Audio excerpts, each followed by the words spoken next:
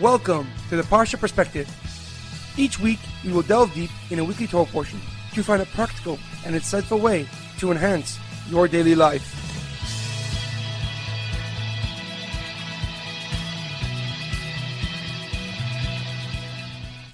Thank you for tuning in.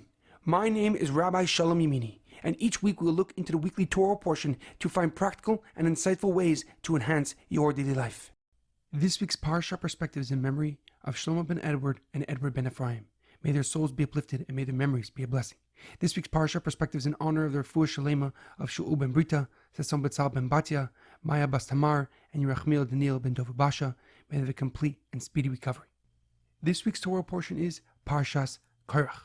But before I begin, I would like to say that this Sunday is the 3rd of Tammuz, which marks 26 years since the passing of the Lubavitcher Rebbe, Rabbi Menachem M Schneerson. Traditionally, this is a day for reflection, recommitment, and above all, positive action. Our Parsha begins with Korach staging a rebellion against Moshe and his brother Aaron. Together with a few ringleaders, he gathers 250 men and accuses Moshe and Aaron of nepotism and power hoarding. They took specific issue with Moshe's appointment of his brother Aaron as Kohen Gadol, the high priest, to serve in the Mishkan and future in the Beis Hamikdash. Furthermore, they also argued that since the Jewish nation were all holy, there was no need for any person to be higher than another, and therefore Moshe Rabbeinu did not need to hold the position of the official leader of the Jewish people. In response, Moshe proposed that the next day they would all participate in a test which would determine who's indeed chosen to be the Kohen Gadol, the high priest. Everyone would bring a keteres offering, an incense offering in the Mishkan, and then God would make his choice known. Hashem was immensely angered by the nation's association with Korach, and therefore he wished to destroy them. But Moshe and Aaron prayed on the Jewish people's behalf, and the decree was averted. Instead, Hashem made the earth open up to swallow Korach and the rest of the rebels alive. And even after Korach's punishment, it did not stop the rest of the others from rebelling against Moshe and Aaron. So Hashem instructed Moshe about the test of the sticks. A leader from each tribe would have their name written upon their stick, and they would be placed overnight in the Kodesh HaKodashim, the Holies of Holies. The stick that blossomed and bloomed with any growth or vegetation would be recognized as God's chosen leader. Moshe did as God commanded. He gathered all the sticks from the tribal leaders and placed them overnight in the Holies of Holies. The following day, all the leaders gathered as Moshe retrieved their sticks, and needless to say, only Aaron's stick had blossomed miraculously with ripe almonds. This test demonstrated decisively that Moshe and Aaron were chosen and the elected leaders from Hashem.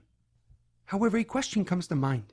When Korach initially rebelled, Moshe proposed that they all offer the keteres, the incense offering, and watch whose offering was accepted. As the pasuk writes, "Vayidabel el Korach v'kol hadasei lemor," and Moshe spoke to Korach and all of his congregation, saying, "Boker v'yeda Hashem es asher lo." Come in the morning, and God will make known who is his. But why did Moshe stall and delay the test that could potentially suppress this developing rebellion? Why did he wait till the following morning to end once and for all this revolt and mutiny?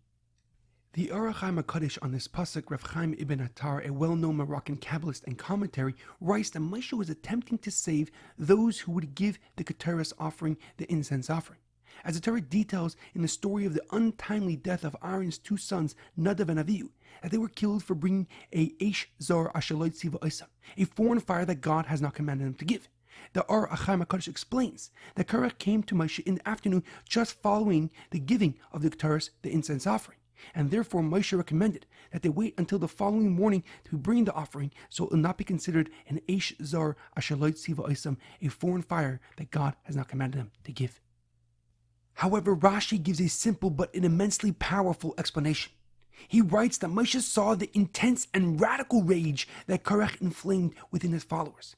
And being the leader that he was, he wanted to save the people who were even actively rebelling against him. He wished to stop them from going down a path which they cannot return, and from continuing on a journey that can only lead to the death of thousands of his Jewish brothers and sisters. And therefore he stated, "Let us wait till the next morning." Moshe hoped that through delaying and waiting till the morning, their passion would diminish and decline, that their anger towards him would subside and common sense would grab hold of them once again, so they can realize the inherent contradiction and inconsistency of Korach's claims. He first claimed that every Jew is holy and a child of God, and therefore there should not be any leaders, and yet he also argued that he should be the one who is anointed as a Kohen Gadol, the high priest. And it goes even further, because most of the people who died for Korach's cause had no actual part of his fight, because they were from the tribe of Reuven, who could not ever serve in the Mishkan or in the Beis Hamikdash. For Yaakov Avinu took away their priesthood as a punishment for Reuven moving his bed into his mother's tent, Leah's tent.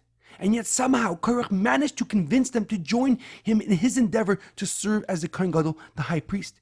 So by delaying till the next morning, Moshe hoped that Korach's followers would cool off and realize the apparent insanity of their leader and his demands.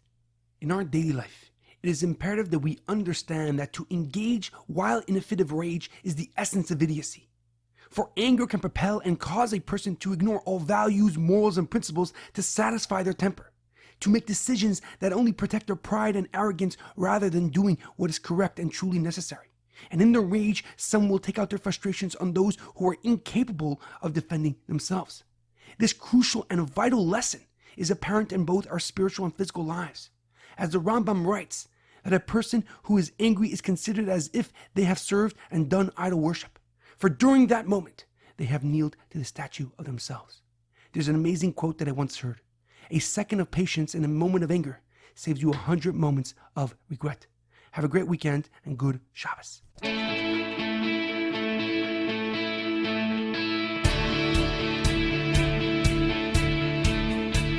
Thank you for tuning in to the Parsha Perspective. Check out our website, theparshaperspective.com. Send thoughts and comments to theparshaperspective@gmail.com. Till next time, thanks for listening.